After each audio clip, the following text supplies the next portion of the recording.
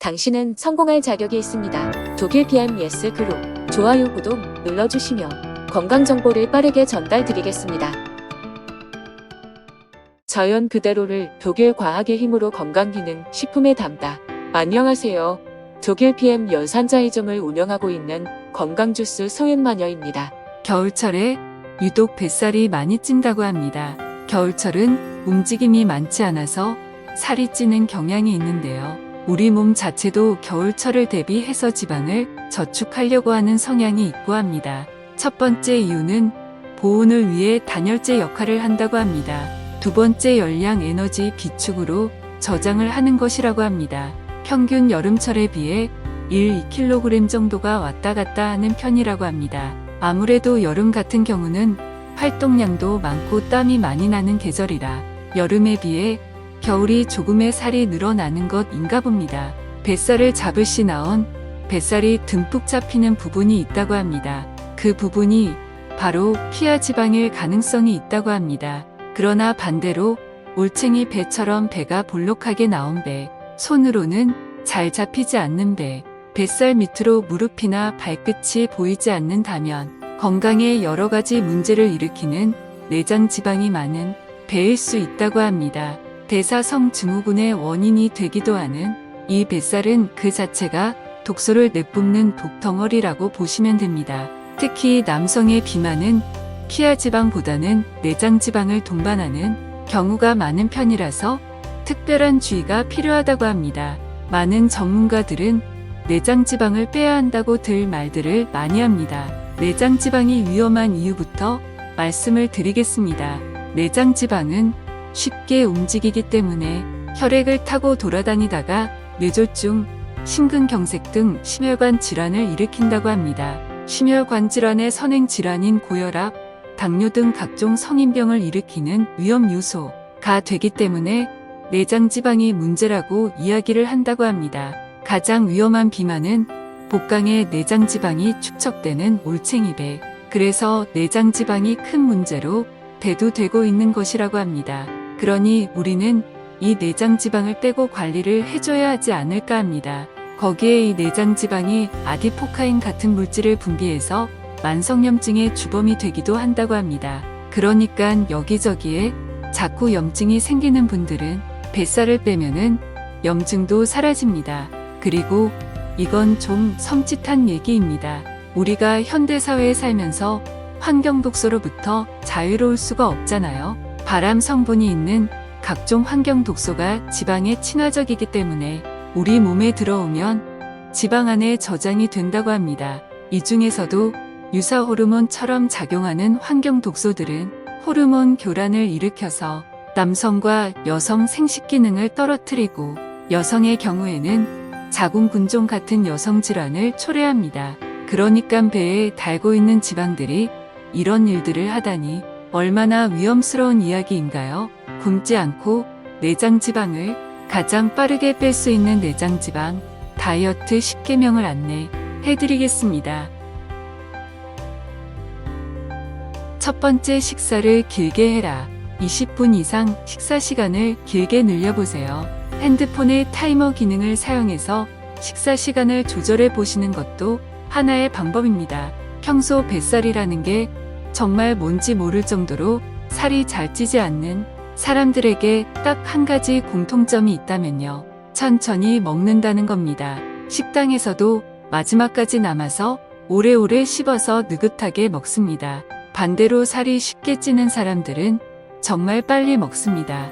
빨리 먹으면 뱃살이 쉽게 찔 수밖에 없는 이유가 있는데요.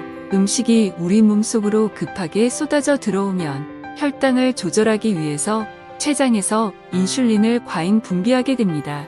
고인슐린 혈증 상태가 계속되면 포도당을 에너지로 저장하는 과정에서 지방 합성도 촉진되기 때문에 내장 지방이 쌓이게 돼요. 일 때문에 바빠서 식사도 제때 못하고 급하게 드시는 분들은 고질적인 위장병까지 달고 살 가능성이 많기 때문에 바쁜 가운데서도 식사 시간만큼은 확보하시는 게 좋습니다. 두 번째, 유산소 운동을 꼭 하세요. 뱃살을 빼는데 좋은 운동으로 여러분께 제가 가장 추천드리고 싶은 운동은 걷기 운동입니다. 물론 어떤 운동이라도 하는 것이 안 하는 것보다는 도움이 되지만 우리가 운동을 할 때 되도록이면 지방을 태워서 쓰려면 그 대사 과정에서 산소가 필요합니다. 그래서 유산소 운동을 해야 하는 건데요. 탄수화물은 빠르게 분해될 수가 있지만 지방은 분해를 하려면 시간이 좀 걸립니다. 때문에 오래 할 수 있는 운동, 오래 하더라도 지치지 않는 운동이 좋아요. 걷기 운동을 제대로만 하면요. 달리기보다 지방 연소에 더 효과적일 수가 있습니다. 특히 아침 공복에 걷기 운동이 뱃살을 빼는데 가장 효과적이지만 아침 공복에 걷기는 자칫 근감소도 불러올 수 있기 때문에 팔다리가 가늘고 근육량이 적으면서 배만 불룩하게 나온 분들보다는 전체적으로 비만이면서 근육량도 많고 체지방도 많은 분들께 추천드려요. 45분, 1시간 정도 매일 꾸준히 걸어보세요. 세 번째, 흰쌀밥을 현미밥으로 바꿔라. 한국인은 쌀밥이 주식이다 보니 밥이 다이어트에 가장 큰 영향을 미치게 되는데요. 매일 먹는 주식을 흰쌀밥에서 현미밥으로 바꾸는 것만으로도 뱃살 감량에 큰 효과가 있습니다. 소화가 어려우신 분들은 발아 현미밥을 드시면 되는데요. 백미와 현미는 칼로리에서는 크게 차이가 없지만 흰쌀밥의 혈당 치수는 70, 현미밥의 혈당 치수는 55로 흰쌀밥보다 현저히 낮다고 합니다. 현미밥은 꼬들꼬들한 식감 때문에 오래오래 씹을 수가 있다고 합니다. 그래서 식사 시간이 길어지는 장점이 있습니다. 또 식사를 시작한 지 20분이 지나면 뇌에서 포만감을 느끼게 하는 호르몬이 분비가 되기 때문에 폭식 그리고 과식에서는 멀어지게 됩니다. 또 식사 후에도 든든함이 오래가기 때문에 군것질거리가 당기지 않게 된다고 합니다. 네 번째, 충분한 단백질 섭취하기. 저는 왜 이렇게 자꾸 허기가 질까요? 하는 분들이 있다면 식단을 한번 체크해 보셨으면 합니다.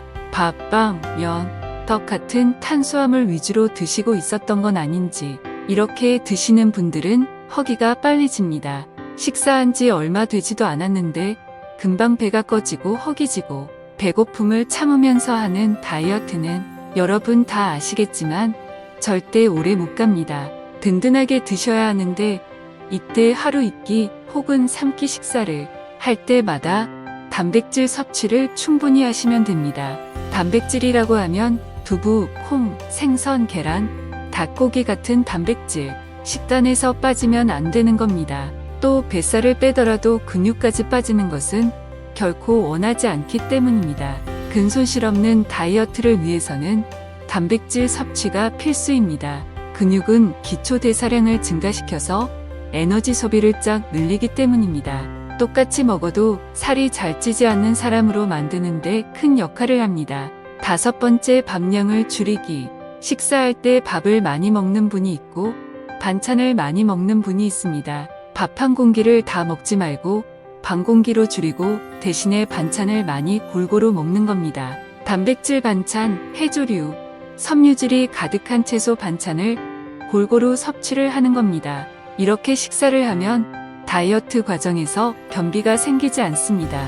그리고 탈모, 피부 노화 같은 영양 결핍으로 인한 부작용이 없습니다. 오히려 각종 비타민과 미네랄과 같은 충분한 영양을 섭취함으로써 대사 과정에 도움이 되기 때문에 뱃살이 빠지고 피부는 젊어지는 효과를 발휘하게 됩니다.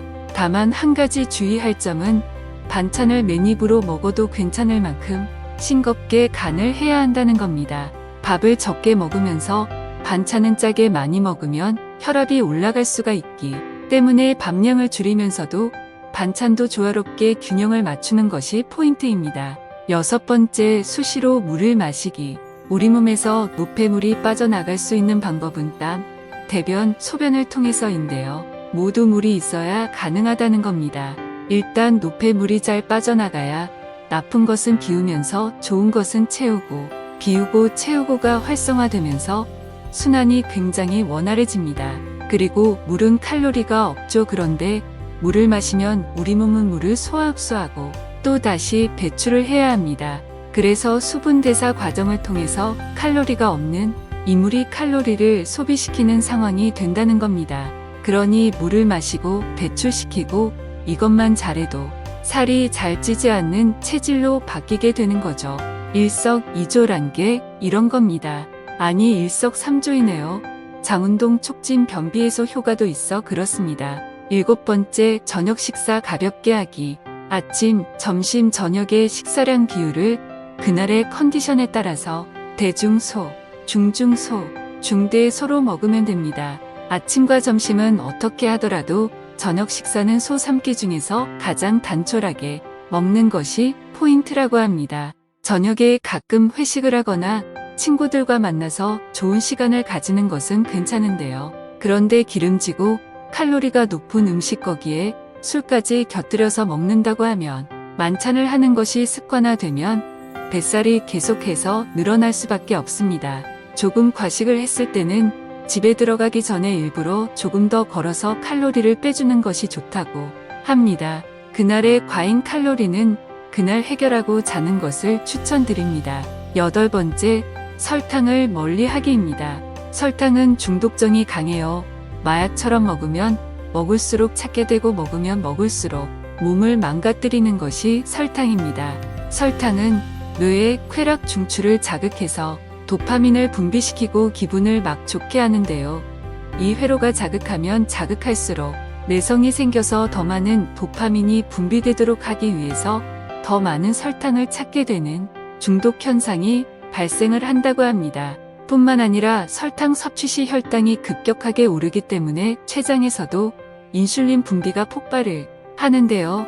제가 1번에서도 말씀드린 것처럼 혈액 속에 인슐린이 넘쳐나면 조금만 먹어도 살이 아주 잘 쪄요. 가공식품은 식품이 가공되는 과정에서 우리가 눈으로 직접 확인을 할 수가 없기 때문에 설탕이 얼마나 들어가 있는지 모르고 먹는 경우가 훨씬 더 많죠. 이렇게 모르고 먹는 설탕이 더 많기 때문에 특히 가공식품 섭취는 되도록 피하는 것이 좋겠고, 요리할 때에는 설탕 사용을 최대한 줄이는 방법을 연구해서 쓰는 것이 좋다고 합니다. 9번째, 간식을 드세요. 네. 간식을 먹으라고요? 네, 그렇습니다.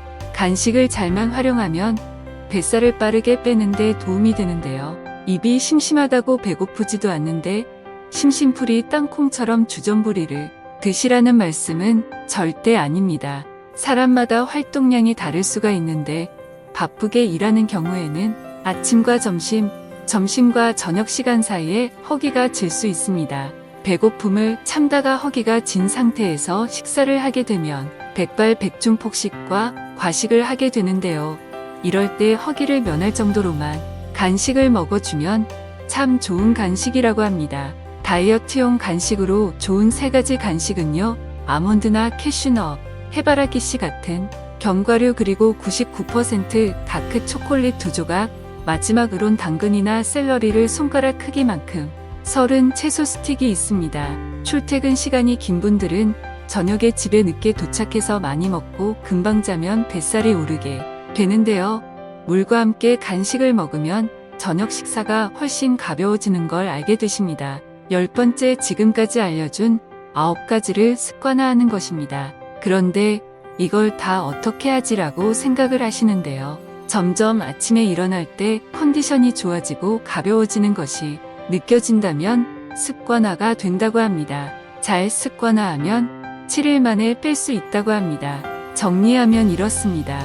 1번 식사 20분 이상 길게 하기, 2번 유산소, 운동 꼭 하기, 3번 흰쌀밥을 현미밥으로 바꾸기, 4번 충분한 단백질 섭취하기, 5번 밥량 줄이기, 6번 수시로 물 마시기, 7번 저녁 식사 가볍게 하기, 8번 설탕 멀리하기, 9번 간식 활용하기, 10번 앞에 9가지를 습관화하기, 내장 지방 빼기 열심히 해서 복부 비만 타파해봅시다. 역시 독일 PM은 필요 없는 것이 없구나입니다. 56가지 과일, 야채, 곡물을 한 포의 파워 칵테일로 섭취를 할 수 있습니다. 식이섬유가 가득하고 유산균 4종류가 들어가 있습니다. 다시 한번 파워 칵테일을 매일 챙겨야 하는 이유를 알게 되었습니다. 그리고 9가지 미네랄로 완벽한 해독을 리스토레이트로 독소 제거에 효과가 있습니다. 혈액순환을 도와주는 렉티바이즈에는 과라나와 비트 스테비아가 들어가 있습니다. 옵티멀 3종으로 좋은 음식 챙기고 간단하게 드셔보시기 바랍니다. 100세 시대 건강한 삶을 이어갔으면 합니다. 당신은 소중합니다.